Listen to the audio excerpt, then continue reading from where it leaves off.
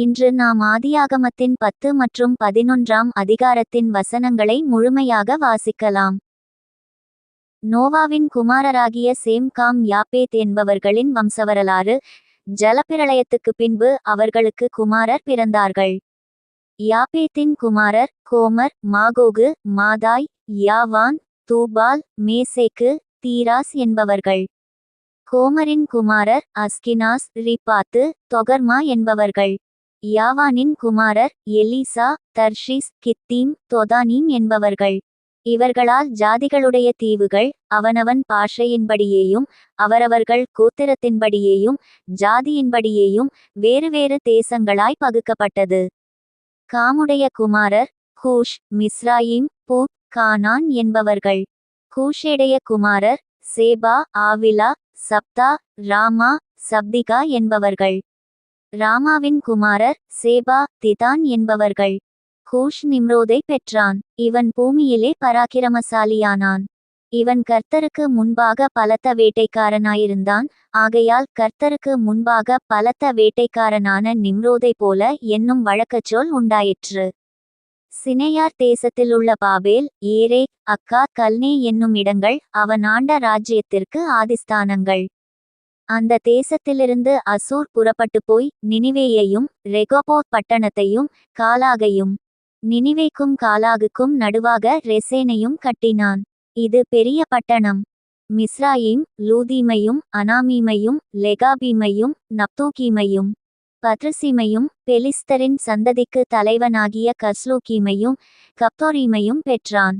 கானான் தன் மூத்த மகனாகிய சீதோனையும், கேத்தையும், எபூசியரையும், எமோரியரையும், கிர்காசியரையும், ஈவியரையும், அர்கீரியரையும், சீனியரையும், அர்வாதியரையும், செமாரியரையும், காமாத்தியரையும் பெற்றான். பின்பு கானானியரின் வம்சத்தார் எங்கும் பரவினார்கள். கானானியரின் எல்லை சீதோன் முதல் கேரார் வழியாய் காசாமட்டுக்கும், அது முதல் சோதோம், கொமோரா, அத்மா, செபோயிம் வழியாய் லாச்சாமட்டுக்கும் இருந்தது.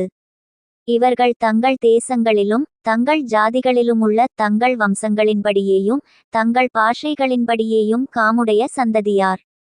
சேமுக்கும் பிள்ளைகள் பிறந்தார்கள். அவன் ஏபேருடைய சந்ததியார் எல்லாருக்கும் தகப்பனும் மூத்தவனாகிய யாப்பேத்துக்கு தம்பியுமாய் இருந்தான். சேமுடைய குமாரர் ஏலாம், அசூர், அர்பக்சாத், லூத், ஆராம் என்பவர்கள். ஆராமுடைய குமாரர் ஊத்ஸ், கூல், கேத்தெர், மாஸ் என்பவர்கள். அர்பக்சாத் சாலாவை பெற்றான். சாலா ஏபேரை பெற்றான். ஏபேருக்கு 2 குமாரர் பிறந்தார்கள். ஒருவனுக்கு பேலேகு என்று பேர், ஏனெனில் அவனுடைய நாட்களில் பூமி பகுக்கப்பட்டது. அவனுடைய சகோதரன் பேர் யொக்தான். யொக்தான் அல்மோதாதையும் சாலேப்பையும் அசர்மாவேத்தையும் ஏராகையும் அதோராமையும் ஊசாலையும் திக்லாவையும் ஓபாலையும் அபிமாவேலையும் சேபாவையும் ஒப்பீரையும் ஆவிலாவையும் யோபாபையும் பெற்றான்.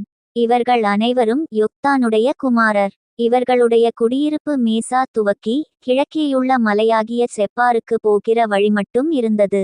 இவர்களே தங்கள் தேசங்களிலும் தங்கள் ஜாதிகளிலுமுள்ள தங்கள் வம்சங்களின்படியேயும் தங்கள் பாஷைகளின்படியேயும் சேமுடைய சந்ததியார். தங்கள் ஜாதிகளிலுள்ள தங்களுடைய சந்ததிகளின்படியே நோவாவுடைய குமாரரின் வம்சங்கள் இவைகளே. ஜலப்பிரளயத்துக்கு பின்பு இவர்களால் பூமியிலே ஜாதிகள் பிரிந்தன. பூமியெங்கும் ஒரே பாஷையும் ஒரே விதமான பேச்சும் இருந்தது. ஜனங்கள் கிழக்கேயிருந்து பிரயாணம் பண்ணுகையில் சினேயார் தேசத்திலே சமபூமியைக் கண்டு அங்கே குடியிருந்தார்கள்.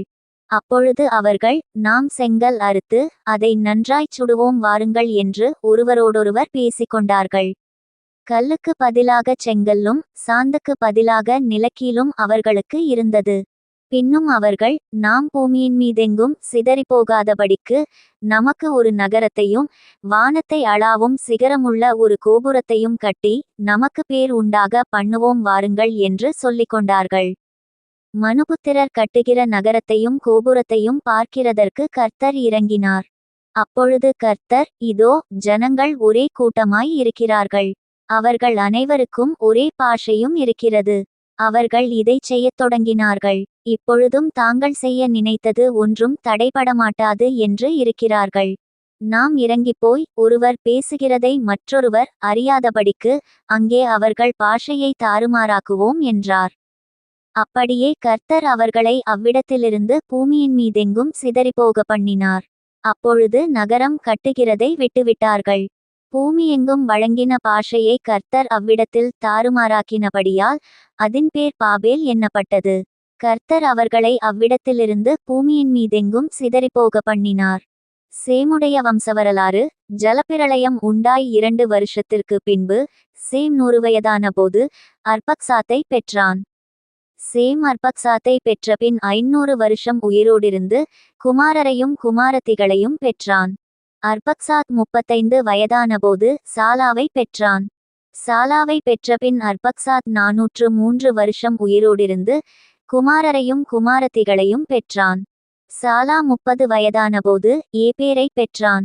ஏபேரை பெற்றபின் சாலா 403 வருஷம் உயிரோடிருந்து குமாரரையும் குமாரத்திகளையும் பெற்றான். ஏபேர் 34 வயதானபோது பேலேகை பெற்றான்.